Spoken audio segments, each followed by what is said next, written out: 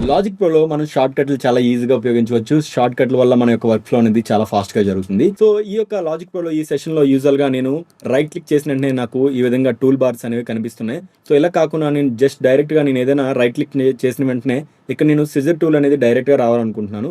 So, అందుకోసం ఇక్కడ యూజువల్‌గా ఏంటంటే మనకి చాలా టూల్స్ అనేవి 2 టూల్స్ అనేవి యాక్టివ్‌లో ఉన్నాయి. ఒకటి ఏంటనేది ఇక్కడ కర్సర్ అనమాట. ఇంకొకటి ఏంటంటే గెయిన్ టూల్ పెట్టుకున్నాను. సో, నేను ఏదైనా కమాండ్ క్లిక్ చేసినట్టయితే మనకు ఆటోమేటిక్‌గా ఇక్కడ మనకి గెయిన్ టూల్ అనేది ఆటోమేటిక్‌గా ఇక్కడ మనకు తెలుస్తుంది. అదే విధంగా ఇక్కడ థర్డ్ టూల్ అనేది నేను యాక్టివేట్ చేసుకుందాం అనుకుంటున్నాను. అందుకోసం నేను యూజువల్‌గా లాజిక్ ప్రోలోకెళ్ళి, సెట్టింగ్స్‌లోకెళ్ళి, జనరల్‌కెళ్ళి ఇక్కడ మనకి ఎడిటింగ్ అనే ఒక ఆప్షన్ వస్తది. ఇందులో ఇక్కడ మనకి opens tool and shortcut menu అని ఉంది ఆప్షన్ డైరెక్ట్‌గా.